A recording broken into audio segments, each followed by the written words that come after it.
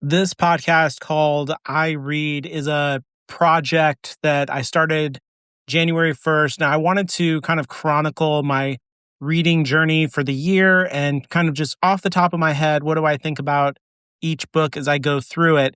And something that I wanted to do this summer is read through the entire Cosmere, every novel and short story once again. I do this every 2 or 3 years. I will go through every single book in publishing order in order to kind of like remind myself of all of the details of the Cosmere so that I'm ready for when the newer books drop and I can just go right into the book and I don't have to reread the Stormlight Archive or the Mistborn series or whatever the book is that's, going to drop and give us the next piece of the puzzle to the whole cosmic story. And so I'm going to be doing that this summer. I'm calling it the Summer of Cosmere. No one else in the world is doing that, but it's the Summer of Cosmere for me. And just to give you an idea as maybe a fan of the Cosmere of what this project is about, because maybe you found this because you searched or whatever, and you don't know what kind of, what is my approach, basically. So just to give you a heads up, the way that I deal with literature, I'm just kind of doing analysis of it, and I'm not approaching it from a kind of fandom space.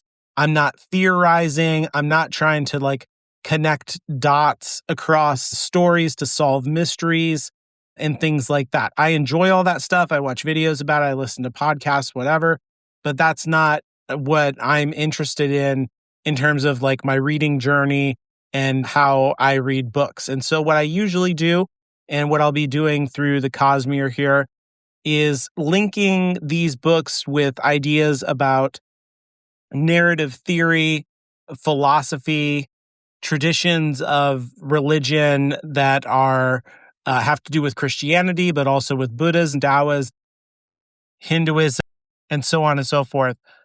It's just kind of whatever happens to strike me. And as I go through the books, I'm going to be linking them backwards. And so I'll be starting off with Elantris and then, moving into the Mistborn series, I'll be making references back to Elantris, but I won't be making references forward to the Stormlight Archive, if that makes sense.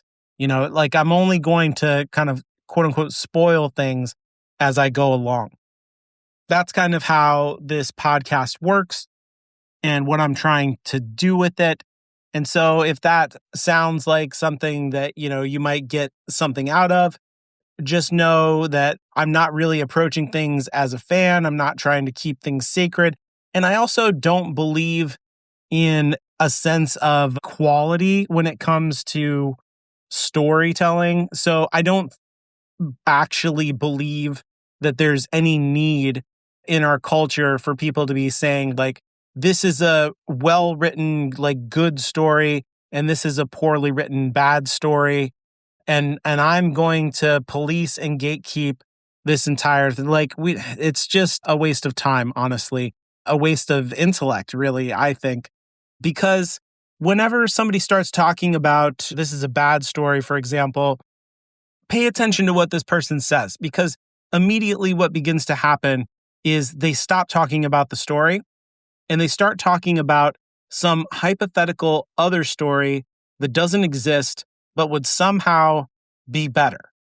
And then they start to make comparisons between this thing that doesn't exist and this other thing that does exist, the story that I guess is somehow quote unquote bad, that they don't like it. And it would somehow be improved if these changes were put in place.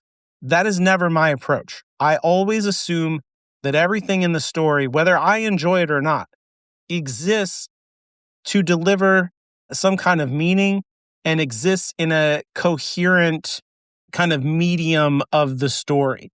And so I'm never going to sit there and be like, oh, we should have taken this out and we should have done this instead and blah, blah, blah, blah, blah, blah, and that would be better. All it would be, in my opinion, if you did all that stuff is different. it would be a different story. And I don't know how that is better. I don't know what you're doing with your time if you're analyzing a story and saying that it should be something. I don't know. It's like driving a car and being like, this car would be better if it was a motorcycle. I just go drive a motorcycle or go write a story. It seems like you've been inspired. You have an idea. Go try it out. That seems like a better use of time than the kind of criticism that is widespread in our culture and completely accepted and nobody questions for some reason. And conversely, I don't believe that stories are good either. So I won't be like, oh, the reason that this is so good is because of blah blah blah blah this in the story.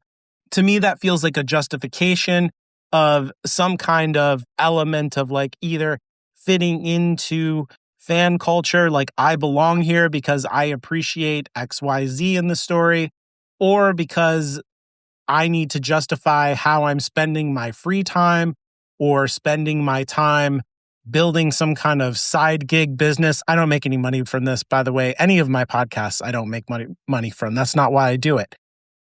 It is purely like a selfish kind of way to express myself. That is the only thing that I get out of the podcast. So I'm not trying to justify my time. I'm not trying to justify my place. And I feel like a lot of people figuring out what is quote unquote good stories is built around anxieties in those areas. I just want to engage directly with the story and try to figure out what it means to me. And I see that as a responsibility that I have as the reader, but also a kind of creative act that I am involved with the story. And so because of that, I'm not super interested in what the authors have to say the meaning of their story is. This is related to an idea called death of the author.